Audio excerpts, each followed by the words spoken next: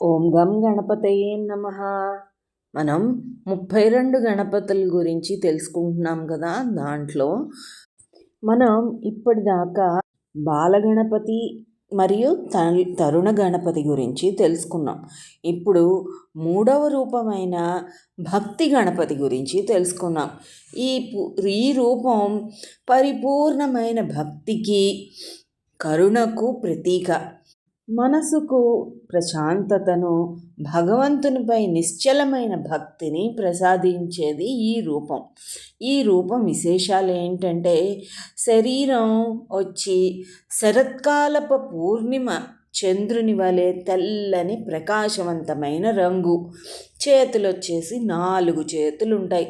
ధరించిన వస్తువులేంటి ఆ చేతుల్లో అంటే, కొబ్బరికాయ, మామిడి పండు, అరటిపండు మరియు బెల్లంతో చేసిన పాయస పాత్ర. దీనికి ధ్యాన శ్లోకం ఏంటో తెలుసా? నారికేళామ్ర కదళీ గుడ పాయస ధారిణం శరశ్చంద్రభయముదితం భక్తి గణపతిం భజే. దీనికి అర్థం ఏంటో తెలుసా? తన చేతులలో కొబ్బరికాయ, మామిడి పండు, అరటిపండు మరియు మధురమైన పాయస పాత్రను ధరించి శరత్కాల చంద్రుని వలె తెల్లని కాంతితో పరమానందభరితుడైన ప్రకాశించే భక్తి గణపతిని నేను నమస్కరిస్తున్నాను అని చెప్పడం అన్నమాట. దీంట్లో మధుర ఫలాల యొక్క ఆధ్యాత్మిక వర్ణన ఏంటంటే, ఆయన చేతిలో ఉన్నవి ఏంటి? కొబ్బరికాయ, మామిడి పండు, అరటి పండ్లు, ప్రకృతి ప్రసాదించిన మధురమైన నైవేద్యాలు. కొబ్బరికాయను కొట్టడం అనేది మనిషిలోని అహంకారాన్ని వదిలించుకోవడానికి ప్రతీక.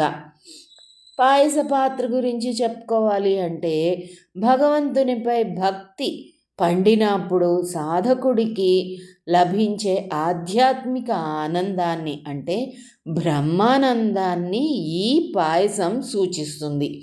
దీనికి చంద్రకాంతి వలె 2 రూపమైన తరుణ గణపతిలోని ఉగ్ర తీవ్ర శక్తితో పోలిస్తే భక్తి గణపతి రూపం చల్లని చంద్రుని వలె ప్రశాంతతను ఇస్తుంది.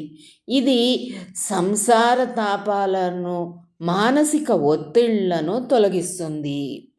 ఈ రూపం యొక్క ప్రాముఖ్యత ఏంటంటే, రూపంలో గణపతిని దర్శించడం వల్ల, ఆరాధించడం వల్ల భక్తులలో దైవభక్తి ఇనుమడిస్తుందని, మనశ్శాంతి లభిస్తుందని మరియు స్వామి అనుగ్రహంతో సకల కోరికలు నెరవేరుతాయని నమ్ముతారన్నమాట. ఈ గణపతిని ఎప్పుడు పూజించాలి అంటే, బుధవారం రోజున కానీ, సంకటహర చవితి రోజున కానీ పూజించాలి. ఈయనకి బెల్లంతో చేసిన నైవేద్యం ఎంతో ప్రీతికరమైనది. భక్తి గణపతి ఆరాధించటం వల్ల మనకి ఎలాంటి ఫలితాలు దక్కుతాయో, ఆ రూపం వెనకాల ఉన్న అర్థం ఏంటో ఇప్పుడు తెలుసుకుందాం. ఆయన నిదర్శనాలు కూడా తెలుసుకుందాం. ఈ రూపంలో గణపతి పూర్తిగా ప్రశాంతంగా, దయతో నిండిన ముఖభావంతో ఉంటారు. భక్తుడు భగవంతుడిని పూర్తిగా లొంగిపోయినప్పుడు అంటే శరణాగతి లభించే అత్యున్నత భావస్థితికి ఈ రూపం ప్రతీక. ప్రకృతి ప్రసాదాలు ఏంటంటే, మనకి కొబ్బరికాయ, మామిడి పండు, అరటిపండు ఇలాంటివన్నీ కూడా ఆయన చేతిలో ఉన్న పాయసం కేవలం ఆహార పదార్థం కావు. అవి ప్రకృతి మనకు ఇచ్చిన అమూల్యమైన సంపదలు. జీవితంలో లభించే తీయని ఫలితాలు, సంతోషాన్ని అవి సూచిస్తాయి.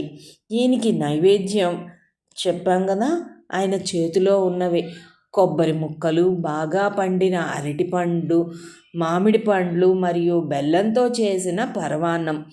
ఆయనకి అంటే పాయసం అన్నమాట. ఈయనకి నైవేద్యంగా సమర్పించాలి.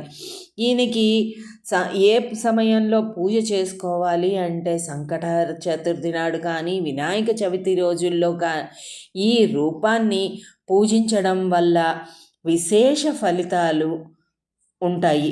ముఖ్యంగా వ్యవసాయము చేసేవారు, కళాకారులు తమ పనులు దిగ్విజయంగా సాగాలని ఈ రూపానికి పూజ చేస్తూ ఉంటారు.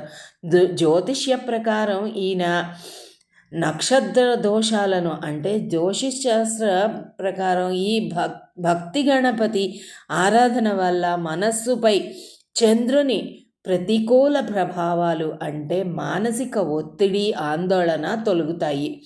ఏకాగ్రత కుదురుతుంది. చదువుకునే పిల్లలకు ఏకాగ్రత, పెద్దవారికి మానసిక ప్రశాంతత చేకూరుతుంది.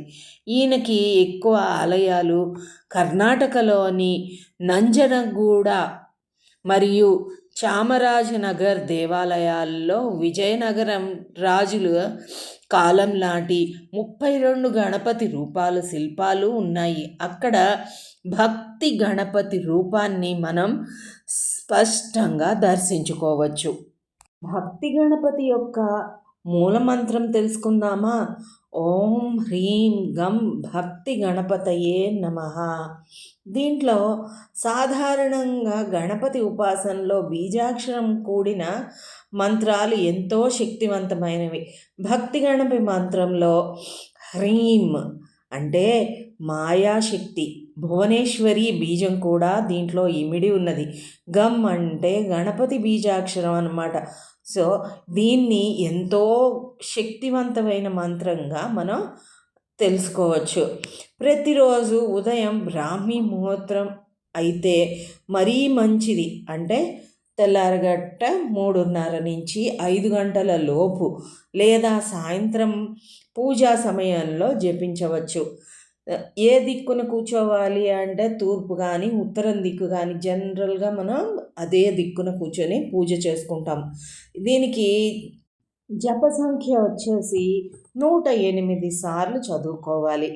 పూజ గదిలో ఒక శుభ్రమైన ఆసనం అంటే పీట కానీ చాప కానీ వేసుకొని పైన కూర్చొని ప్రశాంతమైన మనసుతో ధ్యానించాలి. దీనికి ఈ జపం యొక్క ఫలితం మనకి ఎలా ఉంటుంది అంటే మనసులోని ఆందోళన, భయాలు తొలగిపోయి అచంచలమైన దైవభక్తి అలవటిస్తుంది. దీనికి కార్యసిద్ధి కూడా జరుగుతుందన్నమాట. నిలిచిపోయిన పనులు లేదా తలపెట్టిన నూతన పనులలో వచ్చే ఆటంకాలన్నీ అంటే విఘ్నాలన్నీ కూడా తొలగిపోతాయి. స్వామిపై ఏకాగ్రత పెడితే అంతర్గత సాధన ఉన్నతి లభిస్తుంది. అంటే ఆధ్యాత్మిక వృద్ధి కలుగుతుందన్నమాట. ఏ మంత్రం ఫలించాలన్నా గురుముఖత తీసుకుంటేనే ఆ మంత్రం ఫలిస్తుంది. అందుకని ఎవరైనా ఈ మంత్రాన్ని జపించాలి అనుకుంటుంటే కనుక తప్పకుండా గురుముఖత తీసుకోండి. ఓం గం గణపతయే నమః.